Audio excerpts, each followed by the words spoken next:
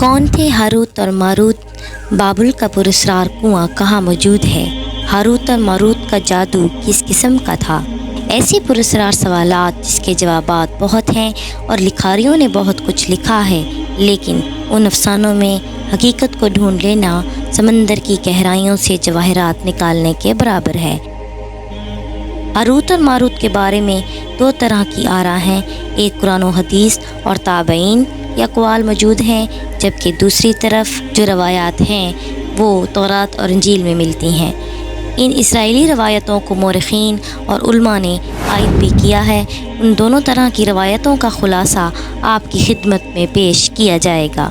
کچھ روایات میں بیان کیا جاتا ہے کہ حضرت ادریس علیہ السلام کے زمانے میں ایک مرتبہ آسمانوں اور زمین کے پردے ہٹا دیے گئے اور آسماں پہ موجود فرشتوں نے جب زمین کے انسانوں کو گناہ میں ملوث دیکھا تو کہنے لگے، اے رب العالمین، ہم تو گناہ کے قریب بھی نہیں بھٹکتے، لیکن یہ بنی نوع آدم تو گناہوں سے گھرے ہوئے ہیں۔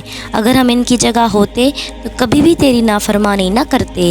اللہ نے ارشاد فرمایا کہ انسانوں کو میں نے غصہ اور شہوت دی، اگر یہ چیزیں تمہارے اندر پیدا کر دوں تو تم سب بھی ایسے کرنے لگو گے۔ مگر فرشتوں نے دعویٰ کیا کہ ہم کبھی بھی ایسا نہ کریں گے، لہٰذا اللہ نے فرشتوں کو چیلنج کیا تو فرشتوں نے اپنی جماعت میں سے دو اطاعت گزار متقی فرشتوں کو چن لیا جن کا نام ہاروت اور ماروت تھا۔ اللہ تعالیٰ ان دونوں فرشتوں کو انسانی فطرت عطا اور ان کے اندر شہوت ڈال دی، پھر انہیں دنیا میں اتار دیا۔ شہر بابل میں دو خوبرو نوجوانوں کی صورت میں وہ داخل ہوئے اور قاضی کے منصب پر بیٹھ گئے، جہاں وہ لوگوں کے درمیان فیصلہ سازی کرنے لگے اور انصاف کرنے لگے۔ ہوا کچھ یوں کہ ایک خوبصورت عورت ہاروت اور ماروت کے پاس ایک مقدمہ لے کر آئی۔ اس کا شوہر اس پر ہر وقت ظلم کرتا ہے۔ جب دونوں فرشتوں کی نظر اس عورت پر پڑی تو وہ اس کے حسن سے مرعوب ہو گئے اور اس کے عشق میں مبتلا ہو گئے۔ انہوں نے عورت سے زنا کی خواہش کی۔ عورت نے کہا کہ تمہاری خواہش تبھی پوری کروں گی جب تم لوگ بتوں کی پوجا کرو گے یا شراب پیو گے یا میرے خاوند کو قتل کرو گے۔ ہاروت اور ماروت نے شراب نوشی کو گناہ صغیرہ سمجھ کر شراب پی لی، مگر اس چھوٹے گناہ کے نشے میں وہ گناہ کبیرہ کا ارتکاب بھی کر بیٹھے۔ اس عورت نے ان سے آسمان میں سفر کرنے کا عمل بھی سیکھ لیا جس کے ذریعے وہ فرشتے آسمانوں پر جاتے تھے۔ جب وہ عورت اس عمل کے ذریعے آسمان پر گئی تو اللہ نے اسے ستارے کی شکل میں مسخ کر دیا۔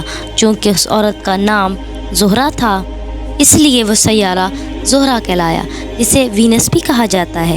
اس گناہ کی وجہ سے فرشتے وہ اسم اعظم بھول گئے جس کو پڑھ کر وہ آسمان پر سفر کرتے تھے۔ اس جرم کی پاداش میں قیامت تک کے لیے انہیں بابل کے کنویں میں الٹا لٹکا دیا گیا، جہاں پر وہ یوں ہی قید رہیں گے۔ یہ اسرائیلی روایت ہے جسے نامور مورخین امام ابن کثیر اور امام رازی نے ایک من گھڑت افسانہ قرار دیتے ہوئے سختی سے رد کیا ہے۔ وہیں امام سیوطی رحمۃ اللہ علیہ نے اس کو مستند مانا ہے۔ ہاروت اور ماروت اور چاہے بابل کے سلسلے میں ایک اور روایت بھی بہت زیادہ قابل اہمیت سمجھی جاتی ہے۔ بیان کیا جاتا ہے کہ ایک ایسا زمانہ گزرا جس میں شہر بابل روئے زمین پر تہذیب و تمدن کا گوارا سمجھا جاتا تھا۔ یہاں کے لوگ جھوٹے خداؤں کی عبادت کرتے تھے، وہ اپنی قسمت کے حال جاننے کو بھی عبادت سمجھتے تھے، علم نجوم اور علم الفلکیات میں ماہر تھے، اپنے بت قدوں میں ستاروں کی پوجا کرتے، جادو تنتر منتر کالے سفلی علوم کو بہت زیادہ سیکھ چکے تھے۔ ان کے جادو کی شہرت بہت دور دور تک تھی، ان کی کتابوں میں جادو کا ذکر ہی ملتا تھا۔ سب سے اہم بات یہ کہ اس شہر کا ہر باشندہ نامی و گرامی جادوگر تھا۔ جب حضرت سلیمان علیہ السلام کو اللہ تعالیٰ نے بادشاہت دی تو حضرت سلیمان علیہ السلام نے ان شرکیہ کاموں سے انہیں روکا۔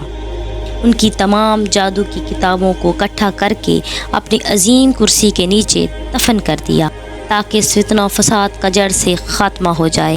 حضرت سلیمان علیہ السلام کی وفات کے بعد ابلیس ملعون نے ان کتابوں کو کھود کر نکال لیا اور لوگوں کو کہا کہ آسمان میں اڑنا، جنات پہ قابو کرنا اور وہ تمام معجزات جو پیغمبر خدا حضرت سلیمان علیہ السلام سے منسوب ہیں وہ سب ان جادو کی کتابوں کی وجہ سے ممکن ہوا، کیونکہ حضرت سلیمان علیہ السلام کوئی پیغمبر نہیں بلکہ سفلی علوم کے ماہر تھے، نعوذ باللہ۔ بنی اسرائیل نے شیطان کی پیروی کی، یہ تمام فتنہ پرور علوم ان میں رائج ہو گئے۔ حضرت سلیمان علیہ السلام پر لگے اس جھوٹے الزام اور تہمت کی نفی سورہ بقرہ میں اللہ تعالیٰ نے اس طرح کی: انہوں نے اس چیز کی پیروی کی جو شیطان سلیمان کی بادشاہت کے وقت پڑھتے تھے، اور سلیمان نے کفر نہیں کیا تھا لیکن شیطانوں نے ہی کفر کیا۔ لوگوں کو جادو سکھاتے تھے، اس چیز کی بھی جو شہر بابل میں ہاروت اور ماروت دو فرشتوں پر اتارا گیا، اور وہ نہ کسی کو سکھاتے تھے جب تک یہ نہ کہہ دیتے کہ ہم تو صرف آزمائش کے لیے ہیں اور تم کافر نہ بنو۔ جب جادو اور سفلی عملیات شہر بابل میں عام ہو گئے اور انسانوں کے لیے تکلیف کا باعث بننے لگے، تو اللہ تعالیٰ نے دو فرشتوں کو انسانی صورت میں معمور کیا تاکہ وہ لوگوں کو جادو سے بچنے اور اس سے نجات حاصل کرنے کا طریقہ سکھائیں۔ لوگ جادوگروں اور شیطانوں کے شر سے بچ سکیں، مگر یہ تعلیمات غلط مقاصد کے لیے استعمال ہونے لگیں۔ وہ فرشتے لوگوں کو تنبیہ کرتے تھے کہ یہ تمہارے لیے آزمائش ہے، مگر وہ لوگ باز نہ آئے۔ بعض عربی کہانیوں میں بابل کے کنویں کا ذکر ملتا ہے جہاں لوگوں نے ہاروت اور ماروت سے ملاقات کی اور سحر و جادو سیکھا، جبکہ بعض مورخین کے مطابق عراقی شہر حلہ میں ایک کھنڈر موجود ہے جس میں ایک پراسرار تاریخی کنواں موجود ہے جہاں سے بابل کی سرحدیں شروع ہو جاتی ہیں۔ اس کنویں کو چاہے بابل کہتے ہیں۔ خلاصہ کلام یہ کہ سحر اور جادو ایک شرکیہ عمل ہے، اس کا استعمال فساد اور ظلم کے خلاف کیا جانا چاہیے۔